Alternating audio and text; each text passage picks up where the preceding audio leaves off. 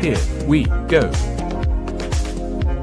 Humanities 101 and NACHOS reminds you that you are enough. Now we join Dr. Dutch with the neuro-affirming conversation hour for outreach and support.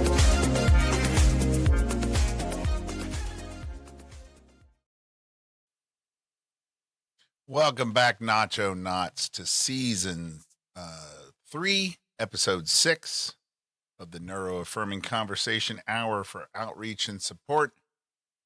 I'm your host, Dr. Dutch, and we are here in season 3, episode 6, the very first episode of October.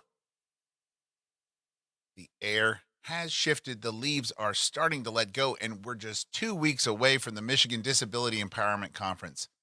That gathering will be a place of connection, ideas, and energy, and if you feel moved to give or to share in its spirit, know that your support helps this community thrive. I've always felt that fall is more than just a season. It's a teacher. The trees remind us how to release what no longer serves us, and the crisp mornings remind us how to breathe a little deeper. There's something about walking through a swirl of golden leaves that feels like permission. Permission to slow down, permission to take stock, and honestly, permission to prepare for the winter ahead. Nature isn't frantic in this moment. It's intentional. The squirrels don't panic as they gather their acorns. The fields don't cling to every last stalk of grain or stalk of corn. There's a rhythm to it. And in that rhythm, there's wisdom for us too. For many of us, self-care can feel like an afterthought, something we squeeze in when everything else is done. But fall says otherwise. Fall reminds us that rest is a part of preparation, that letting go is a part of survival, that joy, that warmth of a sweater, the comfort of a favorite drink, the laughter of friends. Joy isn't a luxury, but a necessity. And when we listen to that rhythm, we start to notice how care for ourselves and care for others aren't separate. They rise and fall together, just like the seasons themselves. So as we enter this new season, I invite you to hold on to a few simple truths. You're allowed to change with the seasons. You're worthy of rest and renewal. And you are part of a community that sees your value. This is what Nachos is all about. Building a space where our differences aren't just accepted, they're affirmed. Where our rhythms aren't judged, they're honored. And fall, autumn, in its quiet brilliance, reminds us to do the same for ourselves. As autumn deepens, we know what's coming. Winter. The days stretch shorter, the air turns sharper, and our bodies begin to change right alongside the season. Some of us notice the extra weight we carry, the way we crave heavier foods, or the way we sleep a little longer. And too often, the world teaches us to treat those changes as failures. But what if we saw them differently? What if those shifts were just another way our bodies were preparing, packing away comfort the way squirrels stash acorns? Laying down deserves to get through the cold, you know? Albert Camus once wrote, "Autumn is a second spring when every leaf is a flower." I keep returning to this over and over again. Every leaf, even as it lets go, blooms with color and brilliance. When the tree is shedding, the world calls beautiful. What if we hold ourselves with the same reverence? What if the weight we gain, the slower rhythms we adopt, the cravings we answer, what if all of those too were flowers of a kind? Not shame, not weakness, but proof of survival, proof of the body's wisdom to store away for the winter. And here's where science steps into the story. A new study shows how quickly our brains respond to what we feed them. How just a few days of high fat, sugary food can scramble memory circuits. At first, it sounds alarming, a reminder of how fragile our bodies can be. But when you read a little deeper, the story becomes one of resilience. Those same brain cells, once given a chance to reset, began to calm again. Memory restored.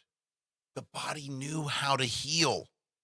The lesson isn't just about food, it's about how adaptable we are, how much grace our bodies give us even when we stumble.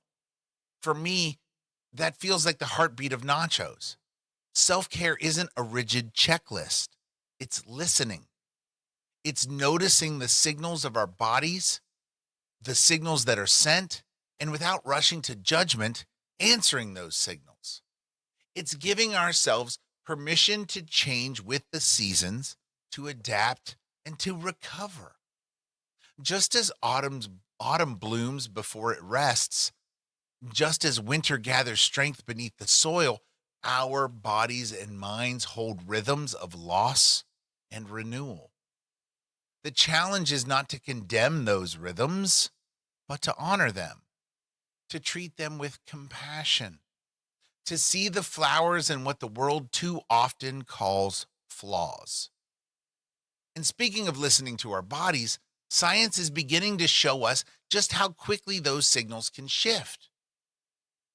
Again, these few days of comfort food, the burgers, the fries, the sweet treats, we often reach for them when life feels heavy. They can start to change those memory circuits. Now, again, remember, these changes aren't permanent. The body's balance can be restored, the brain can be recalibrated. Renewal can happen. All right? These aren't verdicts, they're invitations. They're invitations to notice what our bodies are asking for, to honor adaptations we make, and to trust in our own capacity for restoration. So, just as there are falling leaves, and those falling leaves are not an ending, but a flowering in their own right, so too can our shifts and stumbles carry beauty, resilience, and grace. Now, at the UNC School of Medicine, researchers recently set out how to understand how foods that we eat affect our brain. And what they found was both startling and deeply revealing, right? And so again, these neurons, these inner neurons, which normally help keep circuits in balance, became overactive.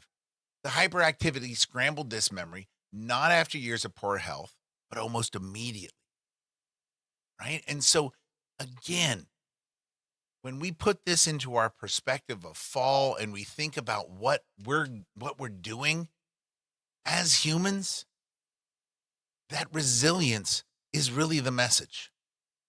It's about restoration. It's about the journey. And when we think about how our fragile selves ultimately can bounce back, that is really what's at the heart here at Nachos, right? It's about listening. It's about our brains sending us signals that we're there to receive, right?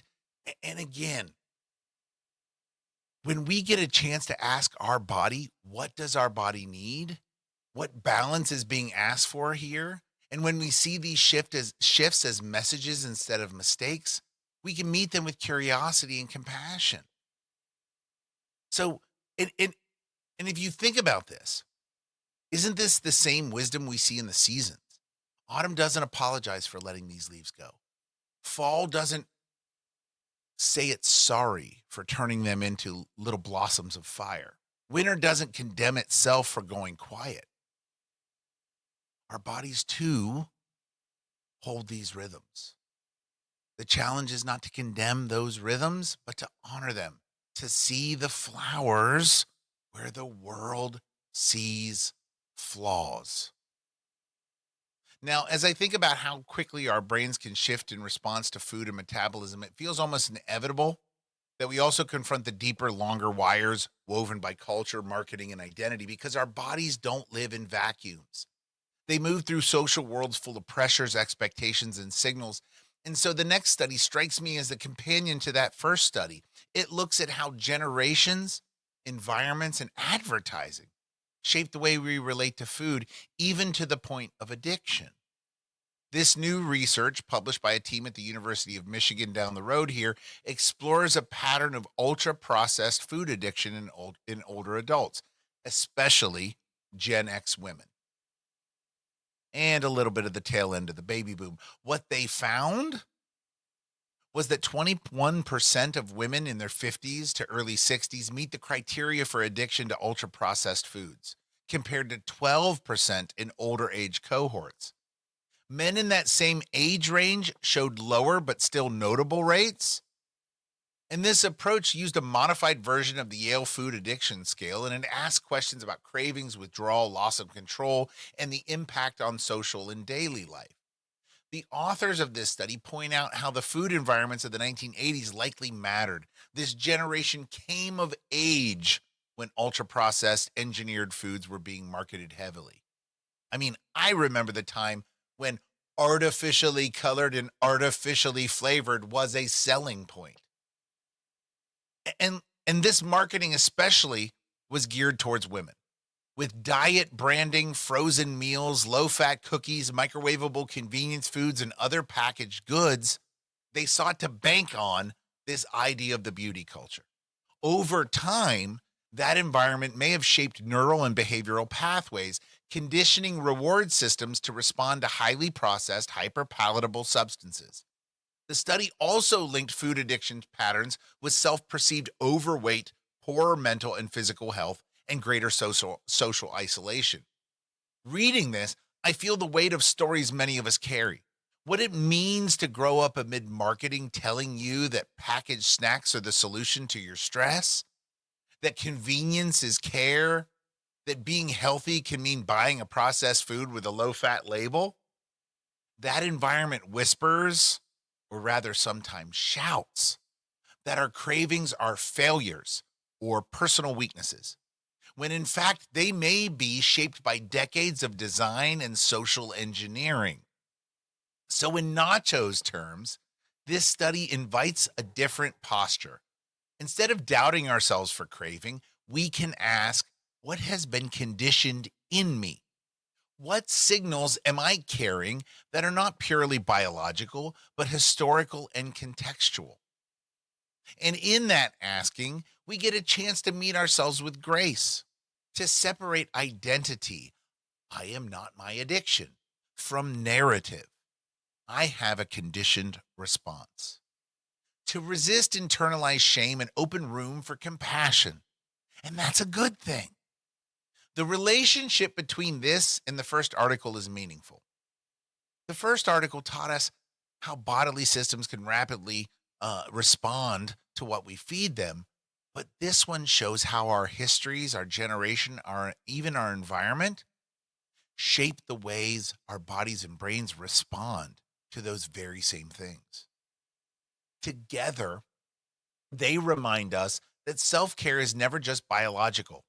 It's relational, contextual, and often political. Grace here means giving oneself space to distangle and detangle the conditioned patterns while also caring for the biological systems. And so, to all you nacho knots, when you notice cravings for processed food or feel guilt over wanting too much, don't let that be your only story.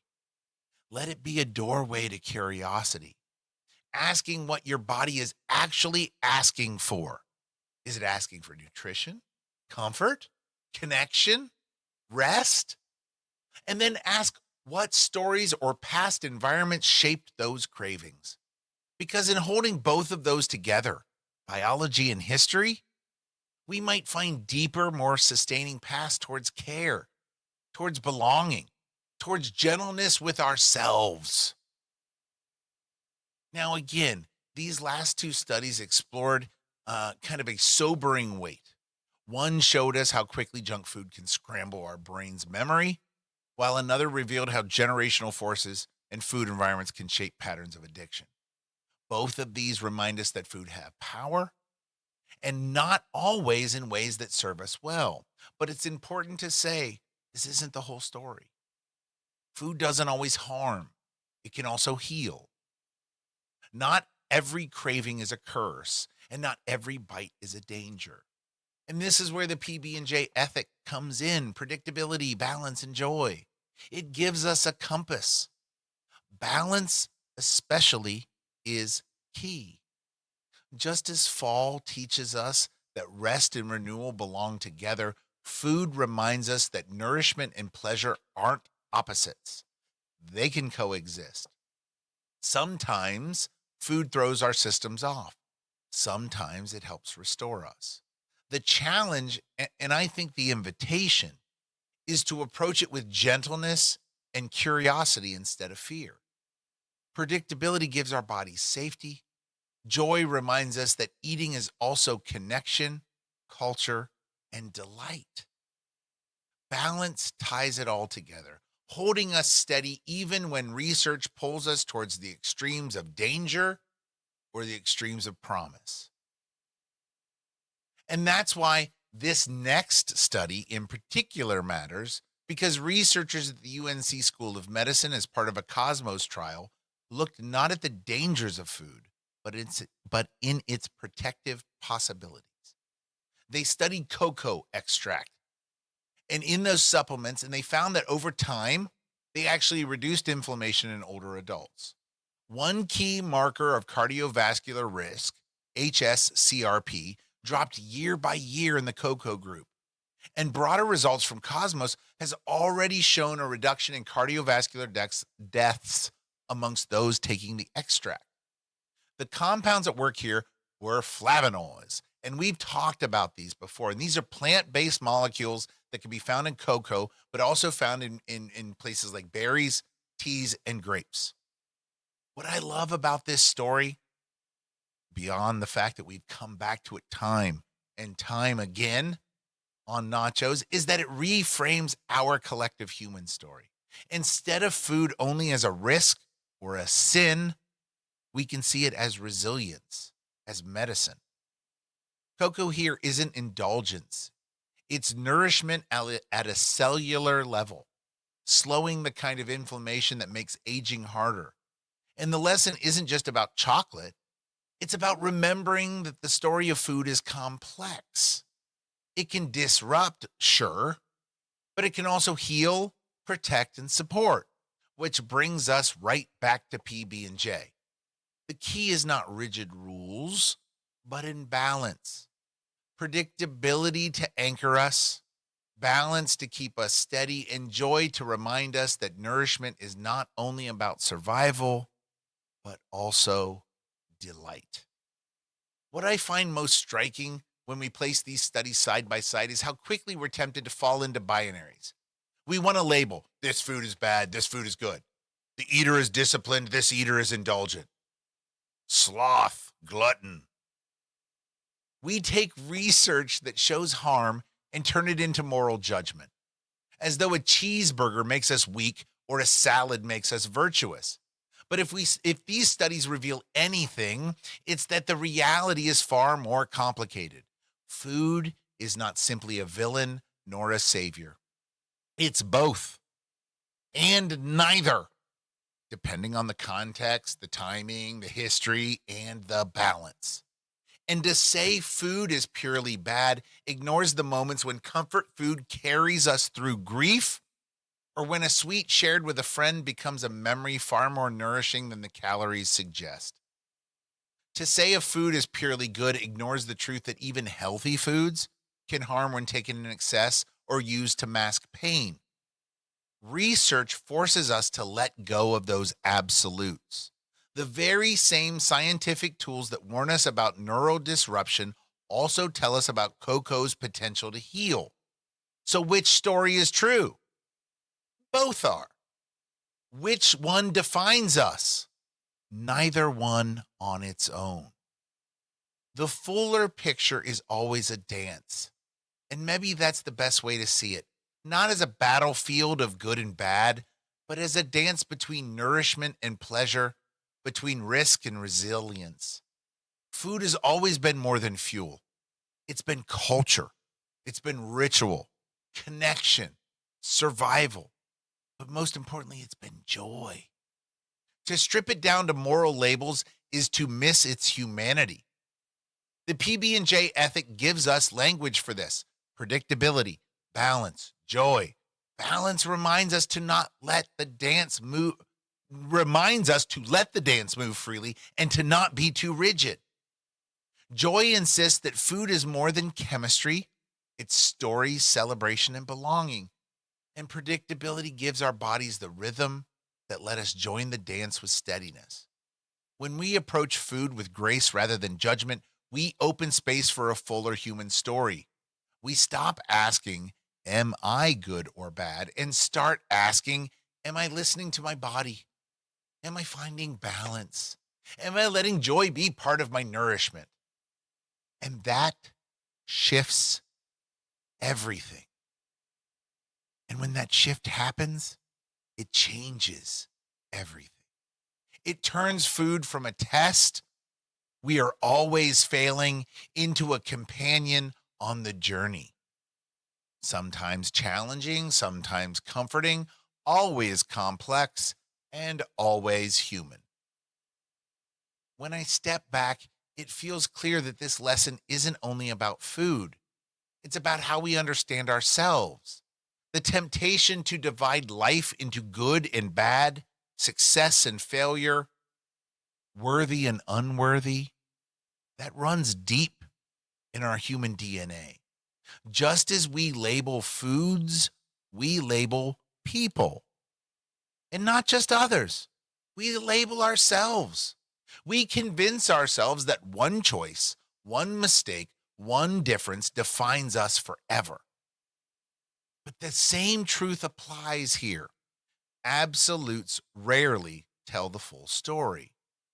Just as food can harm and heal, we too carry both fragility and resilience. We falter and we rise. We stumble and we grow.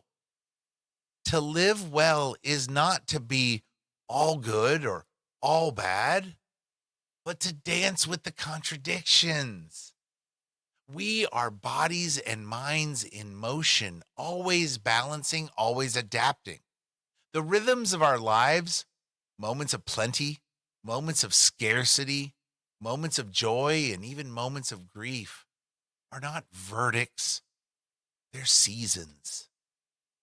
Like autumn shedding leaves, like winter resting in the soil, we are always in cycles of loss and renewal, of destruction and creation. To honor that truth is to see ourselves not as fixed entities, but as participants in this larger story of life, a cosmic rhythm of ebb and flow. And when we take that wider view, food as a dance, selfhood as rhythm, we start to glimpse our own place in the universe differently. We are not machines that succeed or fail based on performance. We're not test takers being graded on perfect choices. We are beings woven into a large fabric of change, growth, and interconnection. The universe itself is not absolute. It is in expansion and in contraction, creation and decay, light and darkness. To belong in it is not to choose one side of the binary, but to embrace the whole. So maybe grace means this.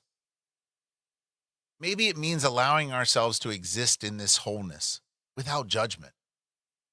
Maybe it means seeing ourselves as part of the same dance that spins galaxies, sheds autumn leaves, and stirs the neurons of our brain. To belong is not to be flawless.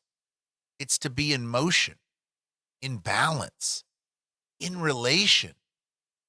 And that's the deeper invitation of this research, of this season, and of nachos. It's to understand ourselves not as problems to be solved, but as stories to be lived. Stories full of complexity, stories full of beauty, and stories full of grace. And that invitation to live as stories rather than problems shows up even in the most unlikely places. Take physics, for example. For almost a century, scientists have told us that you can't know everything about a particle at once. If you measure its position, you blur its momentum. If you measure its momentum, you blur its position. It's called Heisenberg's uncertainty principle. And for generations, it felt like a hard line in the sand, a reminder that reality is slippery and perfection is impossible. But recently, researchers found a way to bend that rule. They didn't break physics or cheat the universe. Instead, they designed a clever way of measuring that let them get more precise about the details that mattered while accepting fuzziness in other areas. In plain terms, they learned to work with uncertainty instead of against it. They didn't solve the problem by erasing it, they solved it by dancing with it. And doesn't that sound familiar? Isn't that what we do in our lives? Isn't that what we do when our lives ask us to? We can't measure up perfectly in every domain. We can't hold flawless control over our bodies, our memories, our emotions, or our choices. But what we can do is choose where to focus, where to allow clarity, and where to allow mystery. We can live in the balance between what we know and what we can't know. And in that balance, we can find room for grace. Physicists have long lived with what's called Heisenberg's uncertainty principle, the idea that you can't know everything. But if you pin down its position, right, you lose clarity about its momentum, and if you track its momentum, you lose clarity about its position. But this is not the case. And these scientists at the University of Sydney, they showed us this. Instead of trying to capture both the big picture and the fine details perfectly, they leaned into the trade-offs. They allowed the broad background information to blur, and in return, they gained sharper precision on the smaller, subtle details. And that's what we're all about. To me, it says something deeply human, that we don't live in absolutes, right? We can't hold every part of our life in sharp detail, but that doesn't mean that we failed. It means we're human. In the NACHOS frame, this is a reminder that self-care is not about perfect control. It's about knowing what to tend and what to release. We can't keep our whole lives in order at once, but we can choose balance. We can choose the areas where clarity brings healing, and we can give ourselves permission to let other areas stay fuzzy until the season comes. This study, in its own way, affirms what we've been saying all along, that grace is not found in erasing uncertainty, but in learning how to live inside uncertainty. That life is not a binary of good and bad outcomes, but a dance between what is seen and unseen, held and released. And when we understand ourselves in that way, we stop treating uncertainty as failure and start seeing it as a part of the beauty of being alive. We've just been talking about this uncertainty, how sometimes the best we can do is accept that everything can be known at once, and that grace means learning to live in that tension. But science doesn't stop there. Sometimes, out of all that mystery, we get moments of clarity so strong they feel like the universe whispering back, yes, you were on the right track all along. And that brings us to more black holes. You know how I love black holes. For a long time, black holes have been the ultimate riddle. Einstein gave us the math to describe them, and Stephen Hawking gave us the theory that their horizons can only grow, never shrink. But these were ideas, predictions, and equations. Proof was elusive. How do you measure something that swallows light itself? And yet, In a recent observation, scientists caught one of the clearest signals we've ever had. Two black holes collided and merged, sending ripples across the universe, gravitational waves that reach detectors here on Earth. And in those ripples, scientists could hear the ringing of the newborn black hole as it settled into its final shape. And what they found? Well, it matched Hawking and Einstein almost perfectly. Whew, goosebumps. The horizon grew just as Hawking predicted. The mass and spin aligned with Einstein's equations. The story the math had told for 100 years was echoed in the very fabric of the space-time continuum. What amazes me about this is not just the science, it's the rhythm of it. Proof didn't come quickly or completely.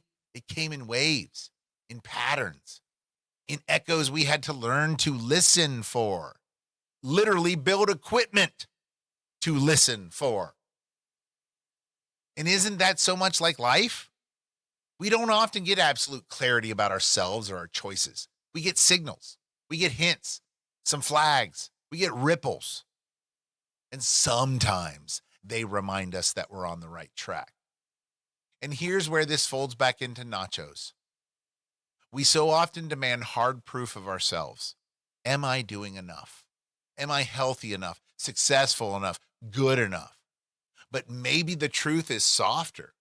Maybe it's found in the small confirmations, the friend who sees us, the body that heals a little bit, the community that holds us. Like those gravitational waves, they're signals that we're aligned, that we believe about belonging and care and grace, and that it's not just a theory. It shows up in real life in measurable ways, even if not in absolutes. So, this black hole story is more than physics. It's a reminder that knowing comes in layers and that some things remain hidden. Also, that some things sing out clearly and that both are part of the dance. Proof doesn't erase mystery, it moves alongside of it, with it, in that dance.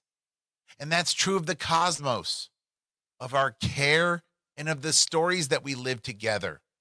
And perhaps that's the perfect way to return to fall, because fall too is layered knowing.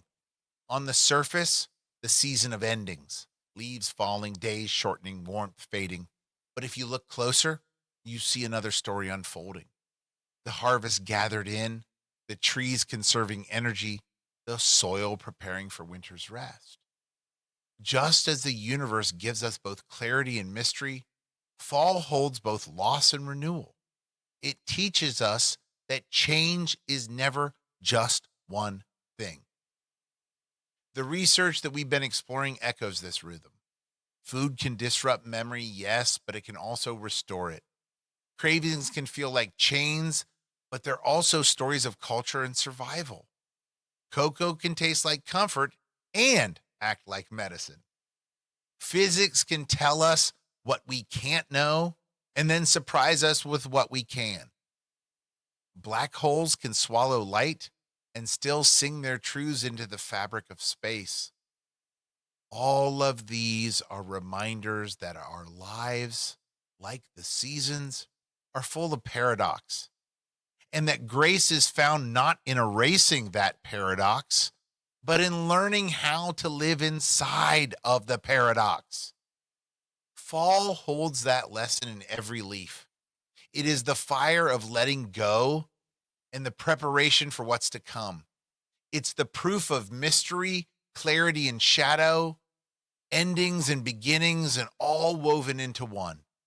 And maybe that's the deeper invitation of this season and of nachos, to stop demanding absolutes and to start honoring the rhythm, to see ourselves not as problems to solve or verdicts to deliver, but as stories unfolding, full of complexity, beauty, and grace.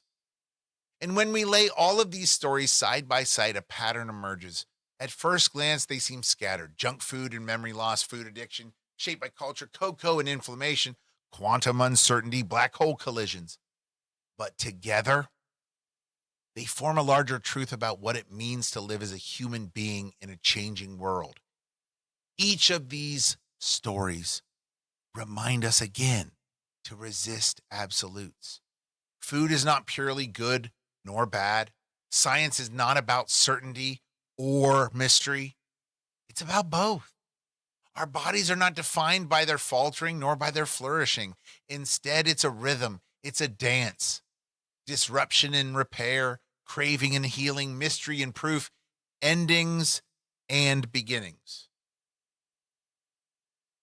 Now, again, we learned that sometimes our bodies respond quickly, sometimes in ways that alarm us, but also in ways that offer renewal. The physics stories remind us that knowledge itself is layered, sometimes sharp and clear, sometimes blurred and in motion. And the black hole story tells us that even amid the deepest mysteries, the universe still sends us signals of reassurance. And again, woven through all of these is the idea to hold the paradox without panic, to let go while trusting in renewal, and to find beauty in the transition. Together, they're stories that call us to live with grace. Grace for our bodies when they stumble or change, grace for our cravings and habits, which are shaped by more than just willpower, grace for mysteries we cannot solve, whether in physics or in our own hearts, and grace for the rhythm of letting go, gathering, and preparing that, basically that definition for every season of life. And what we've learned from all of this is simple and profound. We're not problems to be solved. We are participants in this dance, this larger dance of neurons and galaxies, of leaves and light, of endings that blaze into beginnings. And now I want to turn back to you, Nacho Nuts. We've wandered from kitchens to cosmos, from food to physics, from leaves falling outside our windows to black holes colliding light years away. Each story reminds us that life is layered, that disruption and renewal, clarity and mystery, proof and paradox all move together in the same dance. But the real question is, how does this land with you? So here's your participation question for the week. Where in your own life have you seen this rhythm at work? Maybe it's in the way your body shifts with the seasons, or in how you've carried both struggle and healing around food. Maybe it's in a moment when you've held mystery and clarity side by side, or when something in your life rang out like proof that you were on the right path.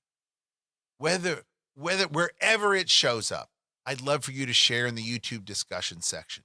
Your story isn't just an answer or to a question, it's a part of a larger dance we're all living together. And with that, dear Nacho Knots, we've reached the end of today's journey. From autumn leaves to cocoa beans, from neurons firing to black holes colliding, we've seen how the universe keeps reminding us of the same truth. Life is never just one thing. It's complexity, it's rhythm, it's grace. It's all worth noticing. Now, if today's story stirred something in you, I'd love for you to keep the conversation going. Drop your reflections in the discussion, share this episode with a friend, and don't forget to follow, subscribe, and hit those notifications so that you'll always know when the next Nachos episode drops. Your presence here is important. Your presence here matters. You're a part of this community, and this community is stronger because of you. And so, Nacho Knots, as I close today's journey, I want us to pause and carry forward the rhythms that have been echoing through everyone's stories that we've explored.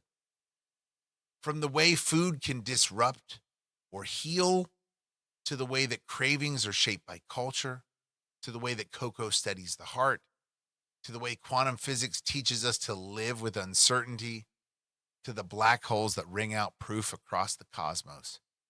Each story is layered with the same truth that life is layered. It is paradox and possibility, shadow and light, endings and beginnings all at once. So before we go, let's speak a little grace over ourselves.